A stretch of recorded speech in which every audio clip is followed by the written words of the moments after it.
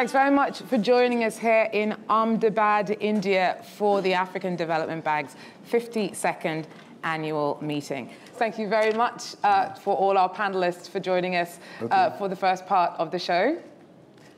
And please do continue. Ce que je voulais donc ajouter, c'est-à-dire que il faut. What I wanted to add is that, you see, with Asia, the issue in terms of cooperation with Asian countries, maybe Africa ought to get better organized, because we need to cooperate from one continent to another. It's not from Japan to Africa, not India and Africa, Korea and Africa, but Africa and Asia need to develop a joint, mutually agreed upon action and develop a mutual vision.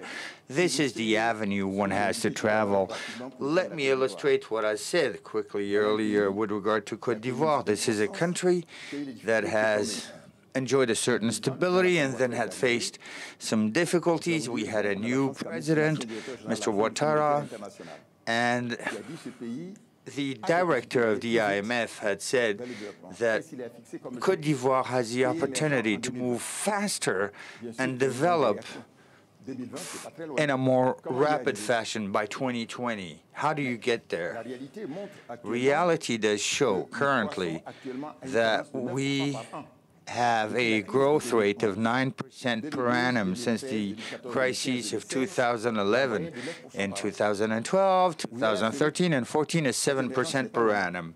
So emergence is not very far, is within reach. It means we will create an economic fundamentals and a basis for industrialization.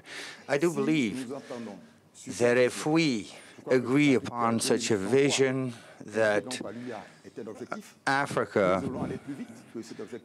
as per the objectives that were set by the African Union, will attain those objectives faster if we are ready to make efforts in terms of economic reform, if we stand to work harder and engage political reform. Our national motto is union, discipline, labor. So labor should be made a very high political priority, and as the president just said, we need to develop partnerships in our countries, but therefore you need to train and build capacity for human resources. Asia comes and looks for commodities and raw materials in Africa, but they've been laying there for centuries and millennia.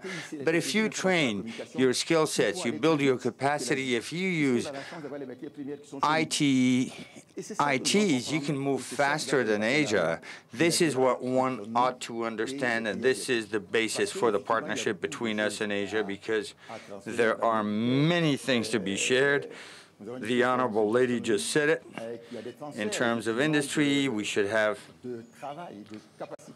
transfer of know-how, of capacity, of production into Africa. It could be done in Senegal, in Côte d'Ivoire, and therefore it is possible to find a joint project. Let me close with a particular example with our Indian friends. India was the largest producer of cashew nut. Côte d'Ivoire, since 2015, is the first producer of cashew nut with 5,000 tons, and the objective is to have 500 tons grown by 2020.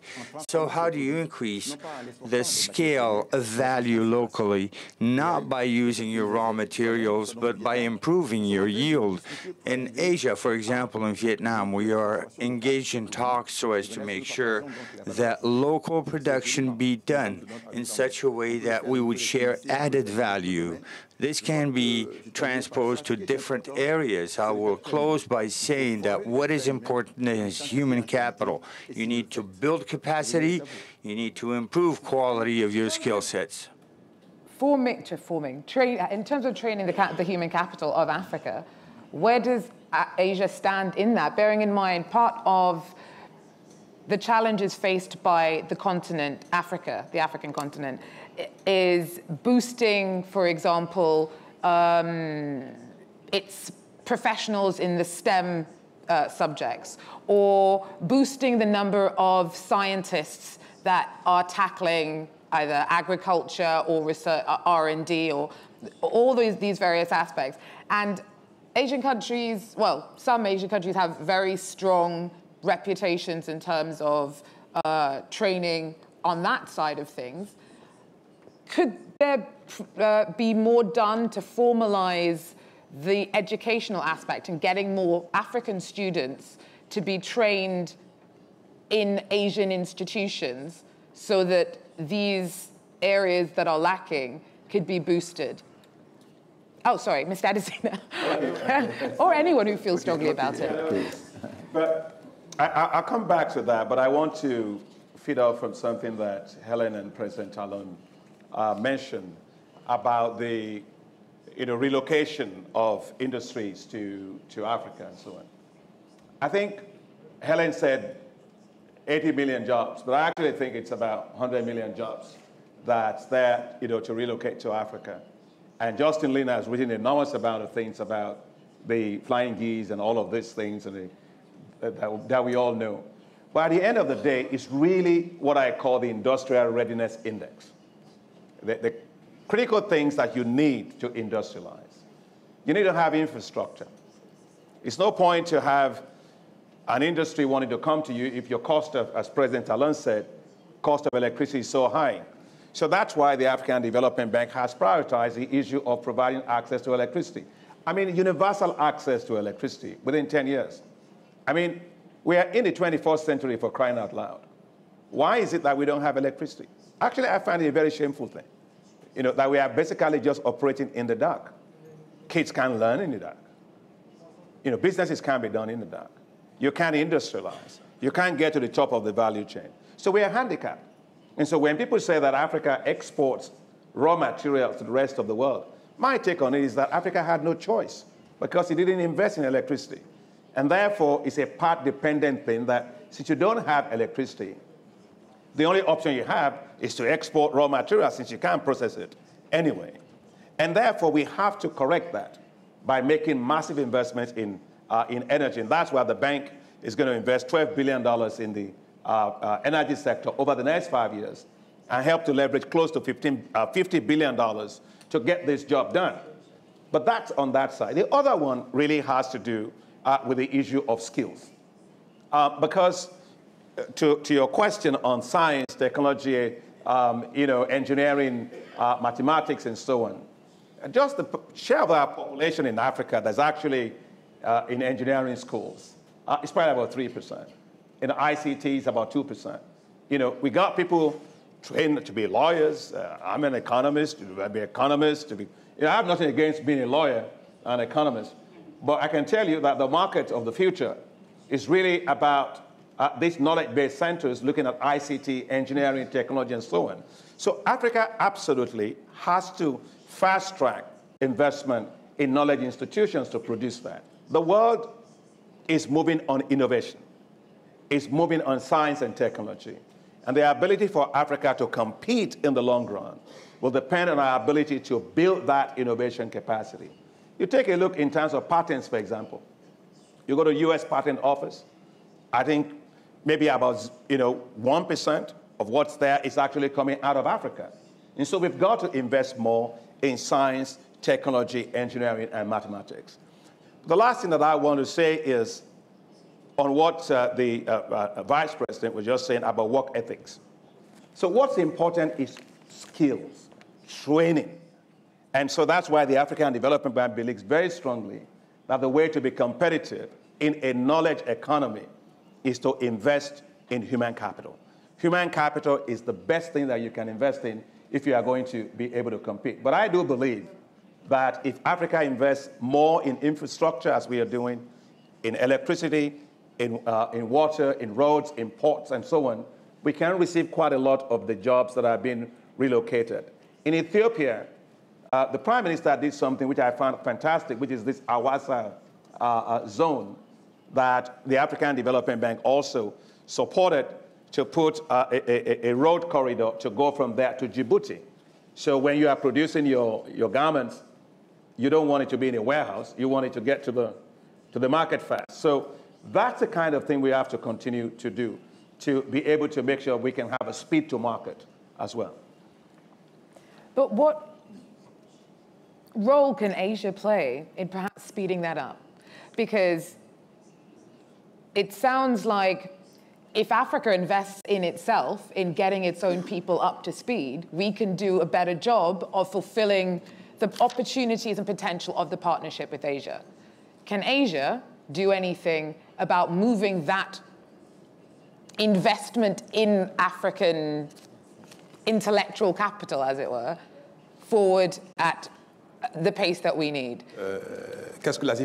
What can Asia do for education in Africa? Asia can do nothing for us. We're in a world where we have to go and get the opportunities ourselves. Asian countries have Asian problems, and they come to look for opportunities in Africa. Asia doesn't have to train Africa. We don't have to wait to see what Asia can offer us in terms of training.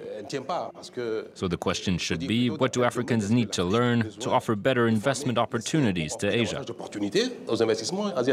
When we talk about is Africa ready actually to taking the job relocation from China, actually I want to first share with you, there is an industrialization movement has already started in Africa. For example, President Adesina talked about Ethiopia. Back in 2011, nobody believed Africa is ready to becoming the manufacturing floor for the world. And nobody believed Ethiopia is ready to becoming one of those countries. But what happened in Ethiopia is, I came to Ethiopia back in 2011 to set up a shoe factory. It took us from 3 months from decide to investment to actual production to the US market. In the following 6 months, we doubled the export revenue in Ethiopia in the shoe sector. By the end of the year 1, we recruited 2,000 local workers. By the end of year 2, we recruited 4,000 local workers. But today, what happened to Ethiopia? Because that success actually is under the leadership of Ethiopia government. And now, following that, seeing that success from one factory, and then they follow up building 4 industrial zones. The latest industrial zone, President just mentioned, Awasa Industrial Zone, is going to be 100% tailored for textile and garment to export production, and it's going to create 60,000 jobs and generate 1 billion export revenue next year. This is only taking 6 years. Actually, Ethiopia is from an unknown country, from the map, and now becoming a manufacturing center for the world. And also I want to highlight is Ethiopia really ready? Ethiopia actually ranked 125 according to World Bank Doing Business report back in 2011. In theory, the investors should never come to Ethiopia. But what actually has been the success of Ethiopia? Number one, I want to say that actually is the political willingness, the vision the government had. And actually, if we look at the history of Asia, back in the 60s, when actually development community believed Asia is a hopeless continent, not all Asia countries are able to make the economic transformation at the same time. Japan is the first country who made it. And then Asia Four Tiger followed in the 80s. And now China is driving to its peak. And now India follows. So actually, if I'm looking back, to predict what's the future for Africa, in the next 30 years, and my question is, I don't think all the countries will take the same economic transformation jump exactly the same time. The country with a vision who are able to maybe making a first success, and some countries are able to capture this round of relocation. This is talking about vision. Another thing I really want to talk about implementation, discuss about training. Sorry, when it comes to vision, though, I mean, it sounds great, but practically on the ground, if you don't have reliable energy, if you're not sure about infrastructure, if people aren't trained, how does vision practically translate into an effective leap into the dark? Yes, it's worked with Ethiopia, and that is great.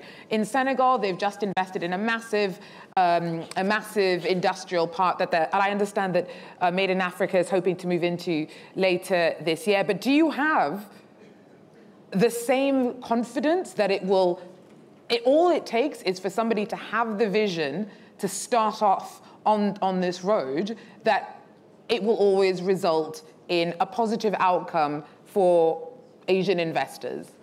I think it's the success always bring success. It's always started with one successful examples and then snowballing of that quick success. Because we are looking at Ethiopia, they didn't make the huge industrial zone back in 2011. It started with from one factory and then snowballing such kind of effect. Because we all know African country has limited finance, so you cannot change the whole infrastructure for African countries. But industrial zone is a good thing. You can put some hard infrastructure in a small area to make that available for investors. And if that becoming successful, you can snowballing such kind of zones to becoming more industrial zones. So that's, I would say, to start with something. And in China, we call it to cross the river by touching the stones. Un exemple, les infrastructures. Infrastructures are very important. I'm going to take an example that's near to my heart, and President Adesina was right to point it out. Without electricity, growth is near impossible. There's no lighting, and you're quite literally in the dark. In the 90s, in Ivory Coast, electricity production was very low. But we thought that if we had good projects, then the financial sector and the international industrial community could invest in them. Le secteur financier et la communauté industrielle internationale devraient pouvoir financer ces éléments-là. So what we did in the 90s was to gather all the information we could on the existing power and gas installations, and we solicited bids from all over the world. And today we have the largest private power plant in sub-Saharan Africa. It was built by Cyprel, and it has a generating capacity of 556 megawatts, while the second biggest has a 450 megawatts capacity. And the government didn't have to invest a single penny in it. I think that's what we mean by having a vision. Once you have it, you should be able to find funds. But we have to build on that, and I think the African Development Bank needs to receive more funds so that it can support investors that come to Africa. Because investors only come to Africa when there's a financial interest for them. And that's why we have to develop the private sector in our country.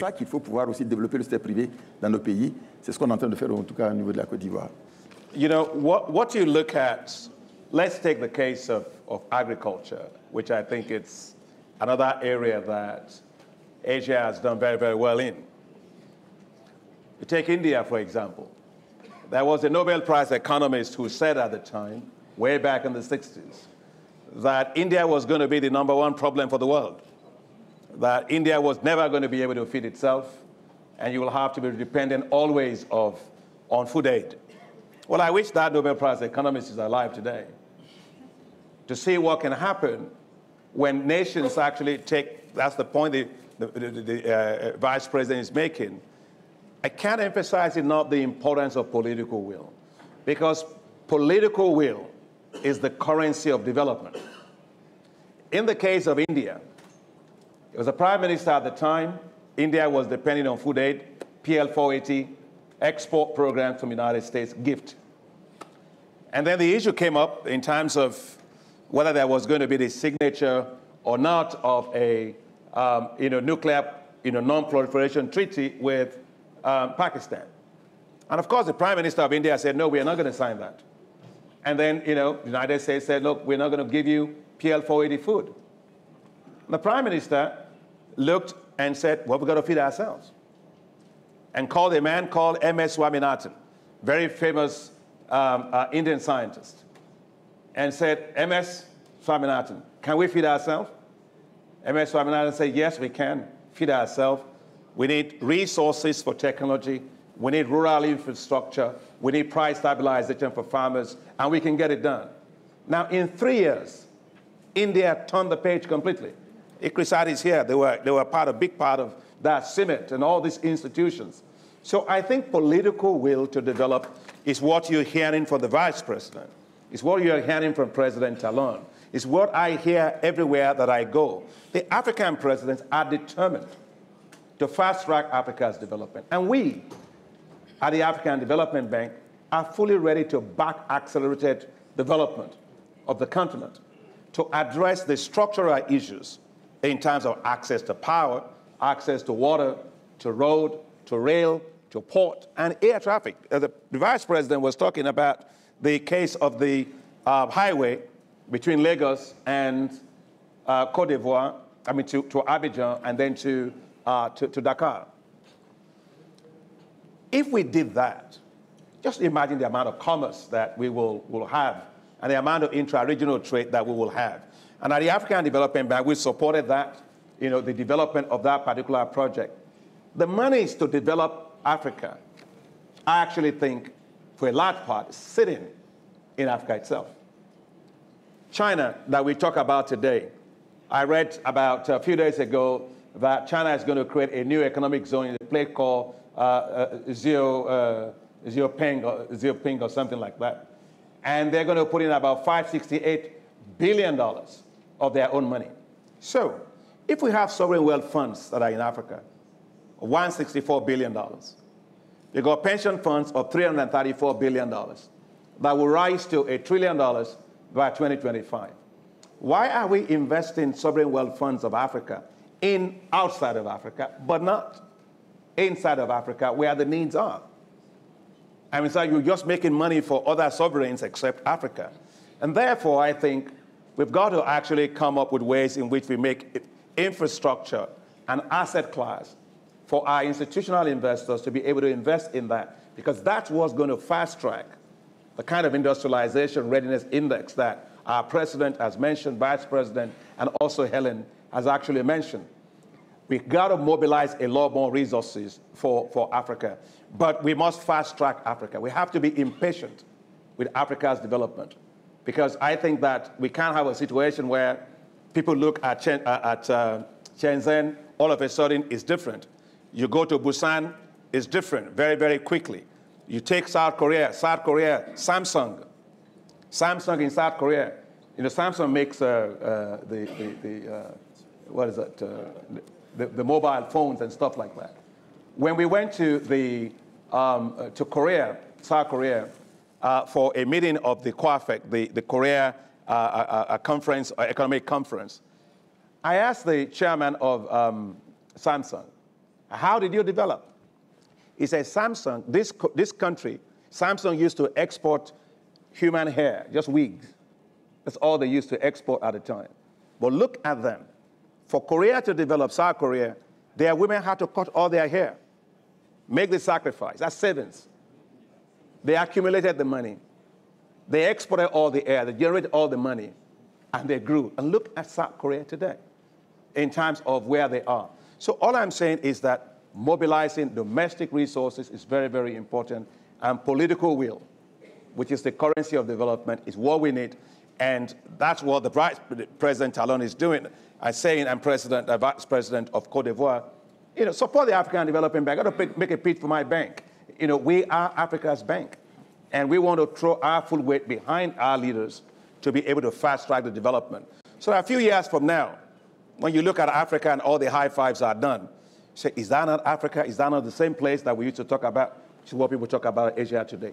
That's the way it used to be. It needs to be, and we've got to make it happen faster. Thank you very much. Vice President of Ivory Coast, Mr. Daniel Kablan-Duncan. Thank you very much. President of the African Development Bank, Mr. Akinwumi Adesina. Thank you very much, Mr. Patrice Talon, President of Benin. And thank you very much, Helen Hai, CEO of the Made in Africa initiative. Thank you very much for watching us, and please do so again if you can. Take care.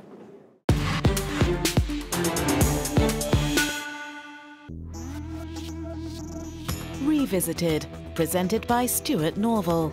Nicaragua, 1979. The Sandinista revolution overthrows the pro-American government. Their leader is Daniel Ortega. In 1985, the former guerrilla warrior is elected president on a heavily Marxist platform. Estamos muy bien atendidos, gracias a Dios y al gobierno actual que ha restituido muchas actividades sociales, económicas, para que estamos muy bien. Daniel Ortega was a popular commander from the beginning. 40 years later, what remains of his ideals? La revolución era una poesía, era un amor en los años 80. Hoy lo que vemos es una dinastía familiar. Todo aquello que combatió, todo aquello que criticó, todo aquello que cuestionó, ellos lo han hecho. Revisited on France 24 and France24.com.